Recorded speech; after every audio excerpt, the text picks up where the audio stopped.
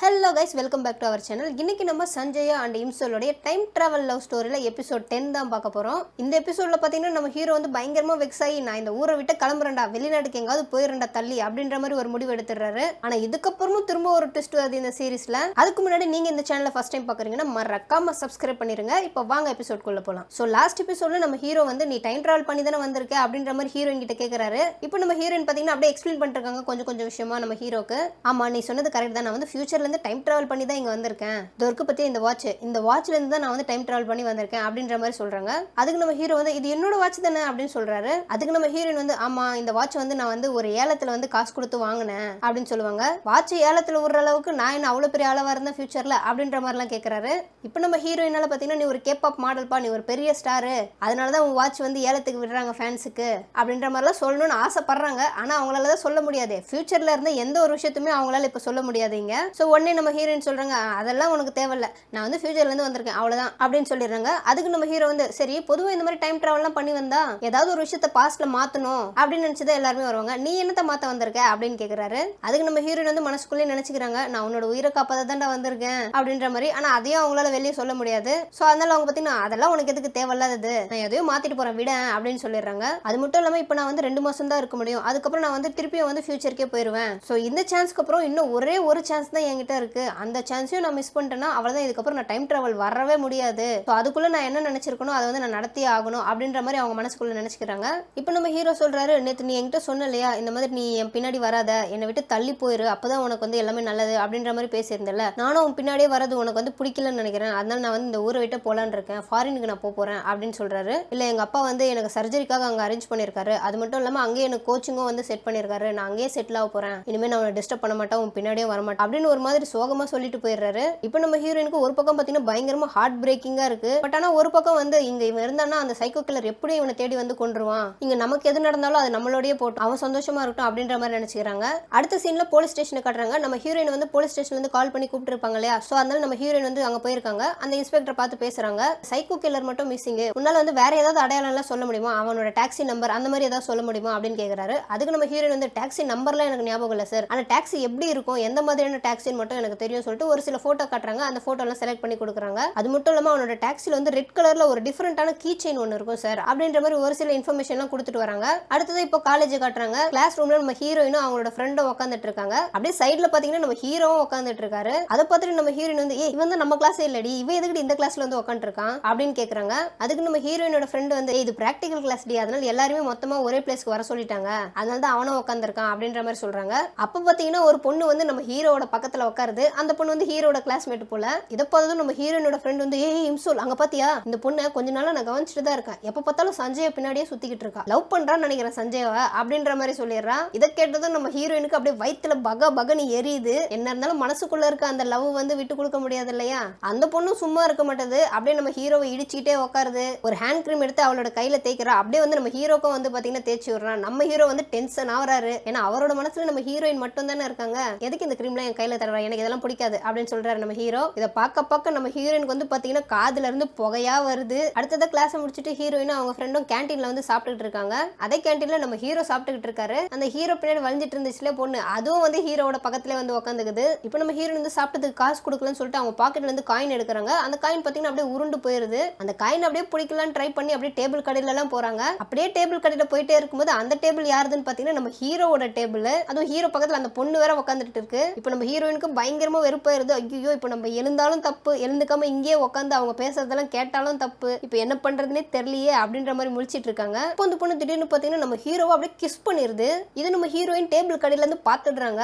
பார்த்துட்டு இல்ல நான் எதுவும் பார்க்கல, நீங்க கண்டினியூ பண்ணுங்க அப்படின்னு சொல்லிட்டு அப்படியே கத்திட்டே ஓடிடுறாங்க. ஆனா என்ன நடந்துச்சுன்றது அப்புறமா தான் காட்டுறாங்க. அந்த பொண்ணு வந்து ஹீரோ கிஸ் பண்ண வரும். ஆனா நம்ம ஹீரோ வந்து அப்படியே ஸ்டாப் பண்ணிடுவாரு அந்த பொண்ணை. இங்க பாரு, நீ ஏதோ மனசுல தப்பா நினைச்சிட்டு இருக்கன்னு நினைக்கிறேன், எனக்கு உன் மேல இன்ட்ரெஸ்ட் கிடையாது, நீ ஜஸ்ட் என் கூட படிக்கிற ஒரு பொண்ணு அவ்வளவுதான், இனிமே இந்த மாதிரி எண்ணத்தோட என்கிட்ட பழகாத அப்படின்ற மாதிரி வான் பண்ணி அந்த பொண்ணு அமிச்சிடுறாரு. நம்ம ஹீரோயின் பாத்தீங்கன்னா அவங்க உட்காந்து இருந்த பொசிஷன் வச்சு அவங்க 2 பேரும் கிஸ் பண்ணிட்டாங்க அப்படின்னு தப்பா நினைச்சுக்கிறாங்க. அப்படியே இந்த கடுப்புல வீட்டுக்கு போய் பாத்தீங்கன்னா 3 சரக்கு பாட்டில வச்சுட்டு அப்படியே மாத்தி குடிச்சிட்டு இருக்காங்க நம்ம ஹீரோயின். ஏண்டா என்னதான் லவ் பண்ற, என்ன மட்டும் தான் பிடிக்கும்னு சொல்லிட்டு அவ கூட கிஸ் பண்ணிட்டு இருக்கேன் நீ உட்காந்துக்கிட்டு, அப்படியே என் வயிறு எரியுதுரா, என் வயிறு எரியுது, நான் வந்து உங்ககிட்ட எதுவும் சொல்லலன்றதுக்காக நீ உன் இஷ்டப்படி இருப்பியா, நான் அப்படிதான் சொல்லுவேன் என் பின்னாடி வராதன்ட்டு, அதுக்காக நீ என்னை விட்டு வேற ஒருத்தி கூட போயிருவியா, அப்படி இப்படி நீ கண்ட மீனிக்கு புலம்பிட்டு இருக்காங்க. ஹீரோயினோட தம்பிக்கு பாத்தீங்கன்னா ஒண்ணுமே ஒண்ணுமே புரியல, என்னத்த உளறிட்டு இருக்கா இவ அப்படின்னு சொல்லிட்டு அவன் பேந்த பாத்துக்கிட்டு இருக்கான். அப்படியே இந்த கடவுள பாத்தீங்கன்னா நம்ம ஹீரோயின் அப்படியே அவங்க செருப்பு தூக்கி அப்படியே மாடியில இருந்து எரிஞ்சிடுறாங்க. ஐயோ செருப்பு தூக்கி போட்டேன் அப்படின்னு சொல்லிட்டு வெளியே எட்டி பாக்குறாங்க. கீழே பார்த்தா நம்ம ஹீரோ நிக்கிறாரு. உடனே நம்ம ஹீரோயின் பதறி அடிச்சு கீழே போறாங்க. நம்ம ஹீரோ பாத்தீங்கன்னா அந்த செருப்பு எடுத்து அப்படியே ஹீரோயினுக்கு மாட்டி விடுறாரு. பாசம்பா, அவ்வளோ பாசம் நம்ம ஹீரோயின் மேல.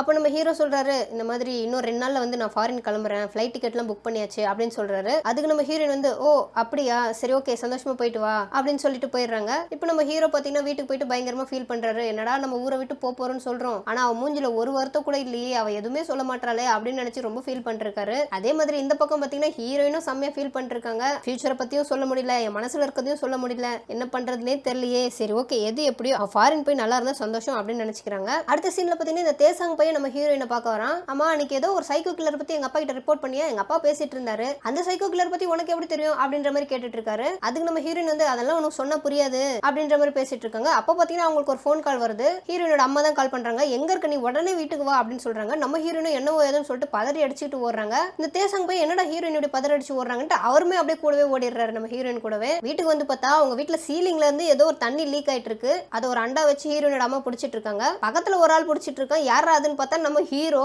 உடனே நம்ம ஹீரோயின் வந்து அவங்க அம்மா கிட்டமா, நீ பிடிக்கிற சரி, நீ எதுக்குமா சஞ்சயை பிடிக்க சொன்ன அப்படின்னு கேக்குறாங்க. நான் எங்கடி பிடிக்க சொன்னேன், நம்ம வீட்டுல இந்த மாதிரி ஒழுகுதுன்னு எதிர் வீட்டுல இருக்க அந்த தம்பியே வாலண்டியரா வந்து நான் உங்களுக்கு ஹெல்ப் பண்றேன் அப்படின்னு சொன்னா, சரி ஹெல்ப் பண்ற பையனை எதுக்கு வேணாம் சொல்லணும்னு விட்டுட்டேன், எவ்வளவு நல்ல பையன் தெரியுமா, என்னமா ஹெல்ப் பண்றான் அப்படின்ற மாதிரி சொல்றாங்க. இப்படி நம்ம சஞ்சயை புகழ்றது நம்ம தேசாங்க பாத்தீங்கன்னா சுத்தமா பிடிக்கல. என்னடா இது அவனை மட்டும் புகழ்றாங்க, அப்ப நான் மட்டும் என்ன தக்காளி தொக்கா அப்படின்னு சொல்லிட்டு, ஆண்டி நீங்க பிடிச்சா உங்களுக்கு கை வலிக்கும், கொடுங்க ஆண்டி உங்களுக்கு பதில் நான் பிடிக்கிறேன் அப்படின்னு சொல்லிட்டு இந்த பக்கம் தேசாங் பையன் வந்து பிடிச்சிக்கிறான். இப்பதான் நம்ம ஹீரோ பாத்தீங்கன்னா அப்படியே அவரோட ஆர்ம்ஸ் எல்லாம் காட்டுறாரு. நான் வந்து ஸ்போர்ட்ஸ் மேன், என்னால ரொம்ப நேரம் இப்படி பிடிச்சிட்டு நிக்க முடியும் தெரியுமா, நீ எல்லாம் கொஞ்ச நேரம் கூட தாங்க மாட்டேன் அப்படின்ற மாதிரி சொல்றாரு. அதுக்கு இந்த தேசாங் பையன் வந்து உன்னை விட நான் ஒன்னும் குறைஞ்சவன் கிடையாது, நானும் பிடிச்சிக்கிட்டு நிப்பேன் ரொம்ப நேரம். இந்த வாக்குவாதம் பாத்தீங்கன்னா முத்தி போய் ஒரு கடத்துல அப்படியே 2 பேரும் சண்டை போட்டுக்கவே ஆரம்பிச்சிடுறாங்க. சண்டை போட்டு பைப்பை உடைச்சி புக்கெல்லாம் தள்ளி வீட்டையே வந்து நாஸ்தி பண்ணிடுறானுங்க.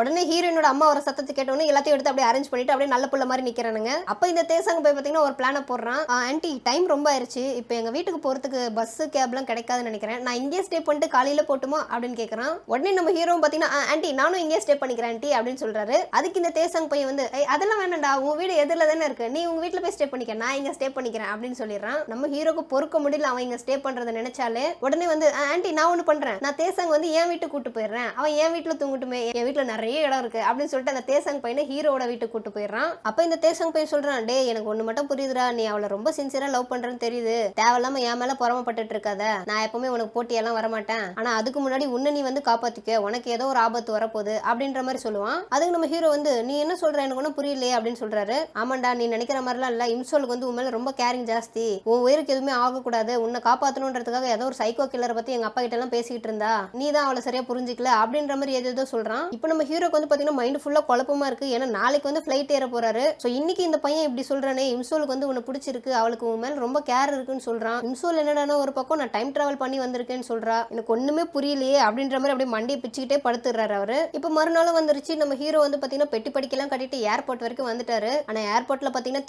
திரும்பி பார்த்துட்டு இருக்காரு பாவம். ஹீரோயின் அட்லீஸ்ட் ஒரு தடவையாவது வருவாங்க சென்ட் ஆஃப் பண்றதுக்கு அப்படின்னு சொல்லிட்டு, ஆனா ஹீரோயின் வரவே இல்ல. அவரும் பாத்தீங்கன்னா ஒரு மாதிரி கண்ணெல்லாம் கலங்கி போயிட்டு கிளம்பிடுறாரு. அப்படியே இந்த பக்கம் கட்டுறாங்க, நம்ம ஹீரோயின் ஏர்போர்ட்ல தான் இருக்காங்க. சஞ்சயா நீ இந்த ஊரை விட்டு போயிட்டது எனக்கு சந்தோஷம் தான் ஒரு பக்கம், ஏன்னா அந்த சைக்கோ கில்லரால உனக்கு எந்த ஆபத்துமே வராது, நான் லைஃப் லாங் சாகர வரைக்கும் உன்னை மட்டுமே நினைச்சிட்டு உன்னை மட்டுமே லவ் பண்ணிட்டு உயிர் வாழ்ந்துருவேன் அப்படின்ற மாதிரி சோகமா நினைச்சுக்கிறாங்க. சோ இப்போ நம்ம ஹீரோயின் அப்படியே சோகமா வந்து வீட்டுக்கு நடந்து வந்துட்டு இருக்காங்க. அப்போ பாத்தீங்கன்னா ஒரு டாக்ஸி வந்து நம்ம ஹீரோயின் பின்னாடி அப்படியே ஃபாலோ பண்ணிட்டு வர மாதிரி இருக்கு. அந்த டாக்ஸியை பார்த்துட்டு நம்ம ஹீரோயின் வந்து ரொம்பவே பயந்து போறாங்க. ஏன்னா திருப்பி அந்த சைக்கோ கில்லர் வந்துட்டானோ அப்படின்னு நினைச்சுக்கிறாங்க. உடனே ஓட ஆரம்பிக்கிறாங்க. அந்த டாக்ஸியும் பாத்தீங்கன்னா நம்ம ஹீரோயின் அப்படியே சேஸ் பண்ண ஆரம்பிக்குது. அவங்க அப்படி வேகமா ஓடிட்டு வந்துட்டு இருக்கும்போது குறுக்க பார்த்தா நம்ம ஹீரோ வந்து நிக்கிறாரு. ஹீரோ பார்த்தோன்னா நம்ம ஹீரோயினுக்கு என்ன சொல்றதுன்னே தெரியல. சஞ்சயா நீ இங்க என்ன பண்ற, நீ ஃபிளைட்ல போலியா நீ, அதுக்கு நம்ம ஹீரோ வந்து இல்ல நான் உங்ககிட்ட கொஞ்சம் பேசணும் அப்படின்னு சொல்லிட்டு ஹீரோயின் பக்கத்துல வராரு. அப்படியே ஹீரோயின் பின்னாடி திரும்பி பாக்குறாங்க. அந்த சைக்கோ கில்லர் வந்து அந்த டாக்ஸில வந்துட்டு இருக்கான். இல்ல சஞ்சயா நீ என் பக்கத்துல வராத, நீ என்னோட தள்ளி போ ப்ளீஸ், என் பக்கத்திலே வராத, நீ இந்த இடத்த விட்டு உடனே போ அப்படின்ற மாதிரி பயங்கரமா கத்துறாங்க.